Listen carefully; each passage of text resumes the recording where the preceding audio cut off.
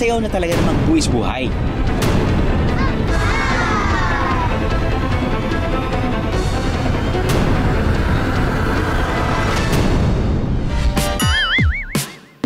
Meron din naman yung mga pabebe lang. Pero yung usapang dance trends, abay, nungunguna riyan ang grupong Mastermind PH. May more than 41 million likes lang naman sila sa TikTok. Kaya ang kanilang mga pinopost talaga namang trending.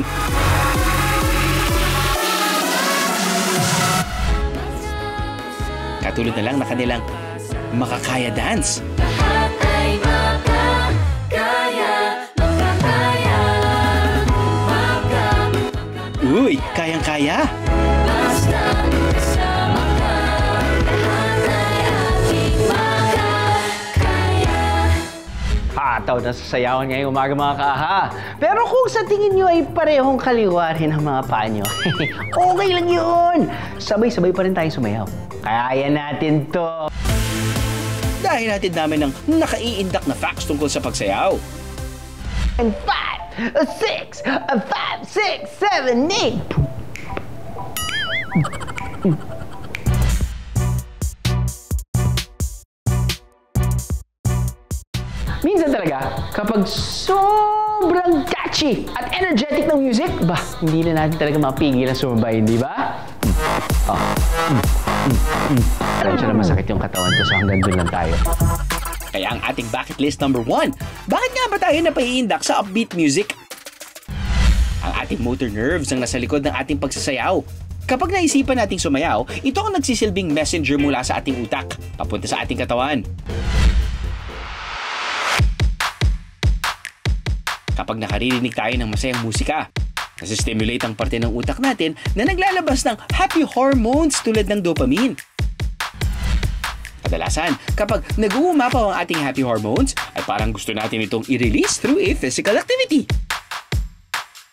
And in this case, through dancing along to the beat of the music.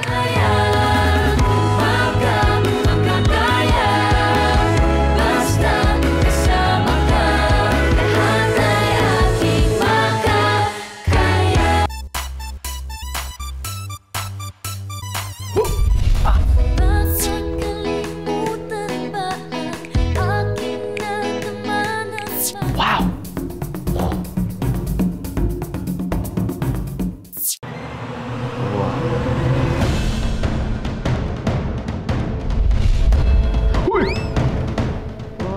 Bilis nun ah! Parang dito sa AHA, in high speed lang tayo sa paghatid ng mga kwentong bagong-bago at napapanahon. Kaya, what you waiting for? Ito na ang ating Amazing Stories of the Week! Ang tiniguri ang lolo at lola ninja mula sa Orani, Bataan, relationship goals daw. Dahil ang hobby nila, pareho ay bumato ng kutsilyo. Talagang parang music to my ears eh. Oh my goodness!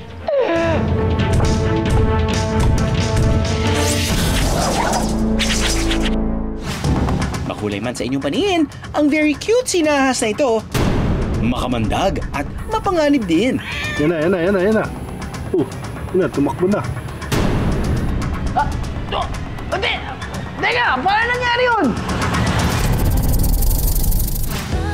Shake your body mga kaaha, dahil ngayong umaga, mapapaindak at mapapahataw tayo sa sayawan. Kita niyo yan?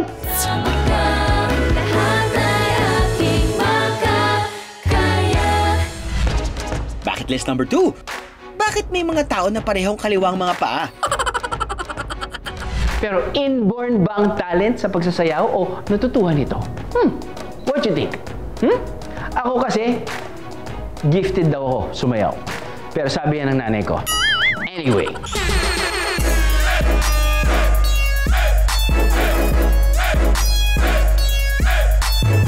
May mga tao na sadyang may pitik kung sumayaw o mukhang effortless lang sa pagsasayaw, no? Tulad na lang ng mga miyembro ng Mastermind PH. Sheesh!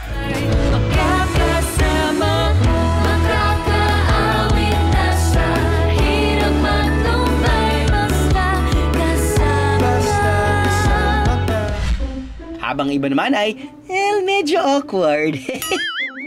Ang isang rason kung bakit may mga tao na tila parehong kaliwa ang paa ay dahil sa hindi maayos na coordination ng utak at muscles. Para bang remote control na hindi kaagad gumagana. Pero ayon sa isang study published in 2020 entitled Dance on the Brain, Enhancing Intra- and Interbrain Synchrony, pwede pa rin ma-develop ang skill sa pagsasayaw. Lahat naman ng skill, sabi nga natin, nade-develop, nai-improve. No? Depende lang sa tao kung ano ba talaga yung kagustuhan niya, saan ba talaga niya tinitignan yung sarili niya na magaling ako. No? And mahalaga talaga yung environment na sumusuporta doon sa isang bata na magsasabi ng ano ba yung gusto niya. Nakatutulong ang constant practice sa pagiging isang fluid dancer. Mas nako-coordinate ang ating muscles sa timing ng music, nagiging mas synchronized tayo sa rhythm. At mas na-increase nito ang ating muscle strength, flexibility, and endurance. Makapangarap ko lang pangarap sa buhay, basta kasama ka. Basta kasama ka. Lahat ay Ngayon, dumako naman tayo sa mga hayop, mga kaaha. Para sa ating bucket list number 3, bakit may mga hayop na para bang sumasayaw? Marami-rami na rin tayong nakitang hayop na tila ba sumasayaw. Mula sa kabayo, dolphins, at ibon. Ayon sa mga eksperto, isang dahilan kung bakit ginagawa ito ng mga hayop ay for social bonding for food rewards. Pwedeng natutuwa ang mga tao sa kanila kapag sumasayaw. Kaya binibigyan sila ng reward o pagkain. Kaya ang mga hayop, ulit-ulitin ito. Pero para sa mga ibon, may ibang dahilan daw sa likod ng kanilang pagsasayaw.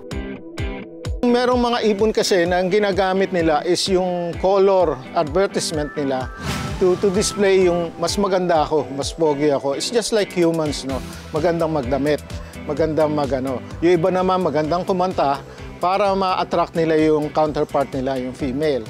Ngayon, meron naman mahusay sumayaw. Ito yung gumagawa sila ng certain moves na to attract yung kanilang counterpart. Magkakaroon yan ng competition kung sino yung mas magandang male na magandang sumayaw para sa doon sa female, yun ang sinuchoose.